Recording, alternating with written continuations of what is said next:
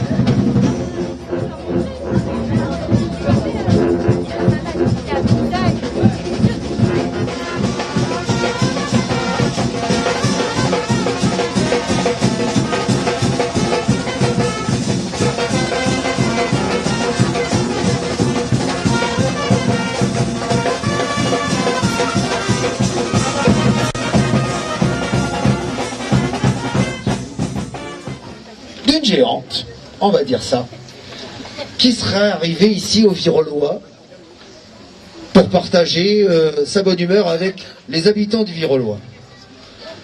Donc de tous ces ateliers, chacun y a mis sa petite pierre, des adultes, des enfants, et tout ça permet d'extraire quelque chose qu'on appelle une fable. Alors pour ça, on a fait venir un spécialiste. Hein, quand on a besoin de soigner une rage de dents, on va chez le dentiste. Quand on a besoin d'une fable, on appelle un conteur. Ce conteur, c'est Thierry Moral, qui va donc nous raconter cette fameuse histoire qui précède la naissance de la géante du Virolois. Thierry Moral. Oh, ça va, vous êtes un peu plus réveillé que de l'autre côté. C'est bien.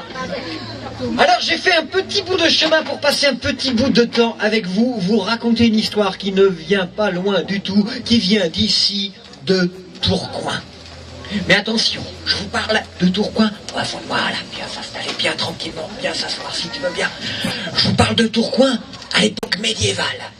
Il y a longtemps, fort longtemps, le Virolois était un tout petit village qui s'appelait le Vieux-Rolois. Et en ce temps-là, à cette époque-là, autant vous dire que les temps sont durs. C'est la crise, comme on dirait. Il n'y a plus de travail. On n'a pas assez d'argent, on n'a pas de quoi manger. Et c'est pareil pour tous les corps de métier. Il y a par exemple, mais ça sera vous monsieur, hein, le bûcheron, plus de travail pour lui. Il y a par exemple, la couturière. Pas plus de travail. Le jardinier, il a plein de fruits et légumes, mais personne pour les acheter. Et il y a le barde, le musicien, le poète. Son violon a les cordes cassées, il n'a même pas de quoi pouvoir les réparer. Et autant vous dire que les temps sont durs dans ce village du Vieux-Rolois. Un village où on sait accueillir les gens comme il se doit. C'est la réputation du village. Mais en ce temps-là, à cette époque-là, on ne se parle plus. On ne rit plus. Les temps sont durs. C'est alors qu'arrivent deux gamins de vauriens. Des gars qui font toujours des coups fourrés, des coups en douce. Il y en a un qui réfléchit, il y en a un qui agit. Ah, c'est pour les mêmes. Hein. Ils font toujours des mauvais tours et là ils ont une bonne idée pour aider à sauver le village. Alors ils vont voir les gens du village, ils vont voir le chef du village qui tient un beau drapeau, mais non, on ne les écoute pas. Les petits n'ont pas la parole, les seuls qu'on écoute, ce sont les grands, même si la chaise elle peut tomber. Hein. Non, les seuls qu'on écoute, ce sont les grands. Alors, ils sortent du village, ils vont se poser sur une butte en bois. une butte en terre, qu'est-ce que je dis, à côté d'un arbre, une vieille butte en terre, et puis celui qui agit, il fait rien, et celui qui réfléchit, il réfléchit, il réfléchit, il réfléchit, il réfléchit, il réfléchit, et soudain, il a l'idée. On n'a qu'à faire un grand bonhomme. Et c'est ce grand bonhomme qui sera notre porte-parole. Et c'est lui qui va faire entendre notre idée. Et voyez-vous, autant que je vous raconte l'histoire, c'est plutôt l'été. Il n'y a pas de neige pour faire un bonhomme. Alors ni une ni deux, c'est parti. Il va chercher de l'eau, il prend de la terre, il fond de la gadou, de la boue, de la bouillasse, ce que vous préférez. Ils font un immense bonhomme. Un grand tronc comme ça avec une tête. Les bras, ils sont collés. Ah bah oui, c'est dur à décoller des bras en terre, hein. C'est très compliqué, hein, ça à faire. Hein. Et lorsqu'ils ont terminé, ils ont les habits tout crottés, ils ont les habits noirs debout, ils rentrent chez eux bien contents, mais par contre les parents, ils sont pas contents. Hein. Alors, clic, clac, comme on dit, à suppôt et au dodo, hein, même si à l'époque du Moyen-Âge, hein, on n'avait pas de suppôt, et hop, le lendemain matin, ils sont tout contents, ils repartent, ils reviennent pour terminer leur géant, et là, surprise, le géant est terminé. Les deux bras sont décollés, ils regardent, il y a des griffes, les loups sont venus aider. Il y a un trou derrière, on peut rentrer à l'intérieur et quand on parle, ça fait oh, oh, oh. Ça fait une drôle de voix, un écho. Ce sont les rongeurs qui ont aidé. Il y a aussi un beau visage et surtout des cheveux avec de l'eau qui a coulé, avec des feuilles mortes qui sont tombées dessus. Alors ils se disent, c'est une géante, voilà ce qu'on va faire. Et le plus intelligent, il parle à celui qui agit, il file sur la place du village, il grimpe sur la margelle du puits et il dit « Oyez, oyez, oyez, braves gens du vieux Rolois, êtes-vous là ?» Bon. Ah bah dis donc, ils sont là. Hein. Une géante nous rend visite, saurez-vous l'accueillir comme il se doit ? Alors le problème, c'est qu'à cette époque-là, ils ont pas été aussi enthousiastes. Ah bah non, ils ne se parlaient plus. Par contre, ils ricanaient. Ils se disaient, mais qu'est-ce que c'est encore cette mauvaise histoire? Qu'est-ce que c'est que ce vilain tour? Alors ils se sont mis à se regarder, à rigoler, et là, le chef du village, qui tient toujours son drapeau, qui est un homme qui a de la suite dans les idées, ah oui, hein, il se dit que là, il y a peut-être un coup politique à jouer. Il se dit que il faut profiter de l'ouverture. Alors il se dresse et dit bien haut, bien sûr, au Vieux-Rolois, nous savons accueillir les gens comme il se doit. Et c'est ainsi que tous les gens du Vieux-Rolois se mettent à marcher en direction de la sortie du village.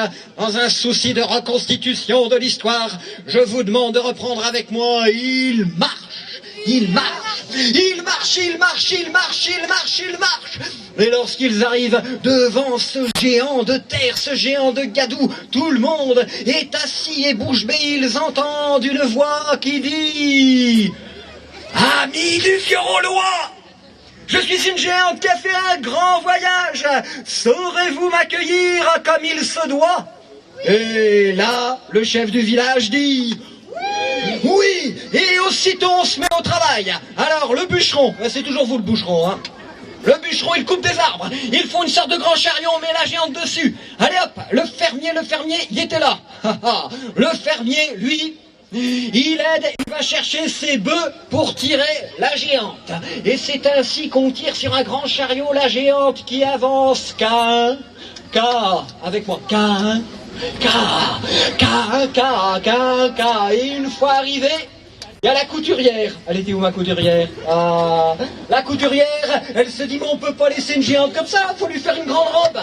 Et elle va chercher des tissus, elle va chercher des robes, des nappes, de partout, et elle fait une grande robe. Et enfin, il y a notre fermier qui se dit qu'il faut lui faire un visage tout de même. En bout, ça va pas, alors il lui met des fruits, des légumes, il lui met un tas de choses pour faire le nez, pour faire les yeux, pour faire les oreilles, et pour la bouche, on n'a pas d'idée. Alors on demande au poète, au barde, ouais, qui prend les cordes de son violon et qui vient les mettre dans la bouche. Regardez, il va le faire. Il prend les cordes, il lui met dans la bouche, et à ce moment-là, vous me croyez ou pas, mais la géante se met à chanter. Alors, voyez-vous, je sais peut-être raconter des histoires, mais je sais pas chanter. Donc, afin de ne pas briser l'ambiance, je ne vais pas chanter cette chanson, mais tout ce que je peux vous dire, c'est que les gens se sont mis à rire, à chanter, ils ont passé une bonne journée, ils se sont tous entraînés, et là, le chef du village prend une dernière fois la parole et dit « Chère géante, tu nous as apporté de la joie. Tu nous as apporté ta bonne humeur. Grâce à toi, maintenant nous nous parlons de nouveau, nous rions. Nous allons te donner un prénom coloré, un prénom qui annonce l'été, Clémentine. Et nous savons que tu dois repartir. Et lorsque tu reviendras, ah bah oui, si on part pas, on peut pas revenir. Hein. À chaque fois que tu reviendras, ça sera comme une nouvelle naissance, comme un nouveau baptême. On te fera une nouvelle robe, on te chantera de nouvelles chansons. Et sache que tu seras toujours la bienvenue au Vieux-Rollois, car dans ce village-là, on sait accueillir les gens comme il se doit.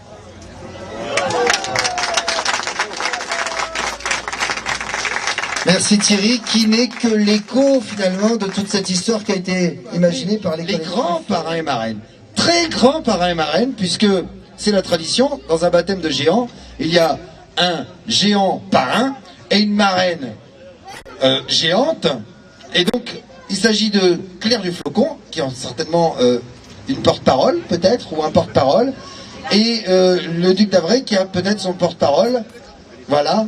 Et je vais leur donner... Bienvenue à Clémentine, parce que je vais dire au niveau du parrain qui est le duc d'Avray, c'est quelque chose qu'on souhaite depuis 2006, la naissance du duc. Et c'est une idée qui a germé depuis, on va dire, 8 ans. À l'époque, un des présentateurs TV qui était de notre confrérie, Patrick Vilches, avait émis l'idée de se dire il faut développer cette tradition des géants sur Tourcoing. Ultérieurement, il y a une autre personnalité connue qui est Francine Copins, qui avait imaginé que chaque quartier devait avoir son géant. Et aujourd'hui, on a la chance, on s'aperçoit que l'idée est réalisable. Alors on ne peut que s'en féliciter. Et avec un souvenir, nous ne sommes que de 2006. Il y avait les géants de Tourcoing, le Pierre de Guettem, qui est là depuis 52. Hein, il y a eu une longue période d'absence, et puis voilà, quand une idée est bonne, on germe. Alors on est très heureux de pouvoir être le parrain de Clémentine, comme nous étions également le parrain de Claire. À l'époque, hein, ça a été il y a juste 1 an, et on espère que on en est déjà à 10 géants sur Tourcoing. On espère que ça continuera à proliférer dans le bon sens. On a peut-être un petit acte officiel qui concerne justement cet événement. Au pouvoir de notre charge, nous sommes heureux et acceptons la responsabilité de parrain de Clémentine. Ramène le rapport. Je sais pas, joie de pouvoir parrainer pour la première fois. Donc Claire va pouvoir parrainer pour la première fois une géante. Petit à petit, on va peut-être arriver à avoir la parité dans nos géants. Je crois que c'est important. Et bon, je vais pas préparer. Moi, je suis pas aussi prolifique que Monsieur Cato pour parler, mais voilà, c'est le cœur. Franchement, on est très très émus, et voilà, on est très émus. Merci beaucoup, merci les parrains, marraines. On l'a entendu dans la fable. L'histoire de Clémentine, c'est toujours l'histoire d'un aller et d'un retour, et donc à chaque fois qu'elle vient, il est de tradition que, comme la première fois, eh bien c'était le chef du village qui prenait la parole et qui disait quelques mots d'accueil à Clémentine. Donc on a Monsieur le maire de Tourcoing ici, qui peut reprendre ce rôle tout à fait avec toute la légitimité qui est la sienne. Voilà, très très rapide, puisque c'est un formidable matin, ce 9 mars, puisque ce matin, nous avons baptisé 2 géants. Tout à l'heure, il y a moins d'1 heure, dans le quartier Bellencontre-Falampin. Je salue d'ailleurs le directeur Gérard Choubiron, qui était là aussi tout à l'heure, et merci d'être là. Voilà, dans le quartier Bellencontre, puisque là c'est Augustin que nous avons baptisé il y a moins d'1 heure, dans ce moment, donc dans la foulée, donc cette belle Clémentine. C'est vraiment un moment très émouvant, je le dis très très simplement, parce que c'est vrai que nous avons d'abord là, on voit les géants les uns après les autres qui voient le jour dans les quartiers de Tourcoing, comme Francis Cato l'a dit il y a quelques instants, et puis en même temps présent là avec Claire, qui était baptisée, on le se le rappelait là aussi il y a un an tout juste. Voilà, et donc ces week-ends géants qui se succèdent sont maintenant l'occasion, il y a d'année année après année, d'accueillir finalement des géants qui sont confectionnés, qui sont imaginés grâce à l'impulsion des associations de quartier. Et ça, je crois que c'est aussi très important de le souligner, puisque cette initiative des week-ends géants, aujourd'hui, je crois qu'elle est confortée, elle est amplifiée par l'engagement qu'il y a dans chaque quartier de Tourcoing maintenant, autour de l'idée de créer un géant, mais aussi de l'accompagner maintenant dans différentes manifestations. Et donc je saluais aux côtés du président Antoine Bailleul et du directeur de la MJC du Virolois, en même temps les habitants de ce quartier du Virolois qui ont patiemment travaillé sur ce projet, à la fois des adultes mais aussi des enfants. Voilà, une occasion de finalement porter à travers ce projet les générations, mais aussi cette idée tellement simple mais ô combien fondamentale que notre ville va bien, dans des quartiers qui vont bien à partir du moment où les habitants se regroupent et imaginent ensemble des initiatives. Voilà, ça c'est le Tourcoing que nous aimons, c'est le Tourcoing que nous faisons grâce à vous et grâce aux habitants qui, initiative par initiative, eh bien, portent voilà, ces actions de rassemblement où, comme on l'a vu hier, par milliers, comme on le verra vraisemblablement aujourd'hui cet après-midi, aussi par milliers, des habitants de tous les quartiers, mais aussi de toutes les générations, de toutes les conditions, qui se retrouvent tout simplement pour vivre de beaux moments ensemble. Voilà, ben c'est ça qu'on fête aujourd'hui. Longue vie à la belle Clémentine. Je disais tout à l'heure d'Augustin qu'il avait le regard franc, qu'il avait le regard confiant sur l'avenir. Je crois qu'on peut dire à peu près la même chose de Clémentine, qui regarde droit devant. Peut-être finalement qu'elle rencontrera le regard d'Augustin et que de là naîtront d'autres petits géants. Voilà, c'est en tout cas tout le bonheur qu'on leur souhaite et tout le destin, voilà, qu'on leur souhaite aussi. Vive le Virolois, vive Clémentine et vive Tourcoing! C'est un chant de 1000 voix dans le quartier du Virolois. C'est un chant de 1000 voix qui ne s'arrête pas.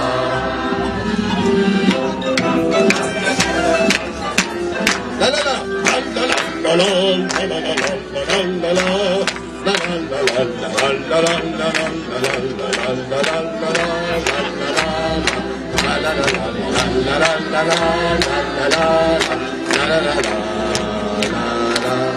Merci à tous.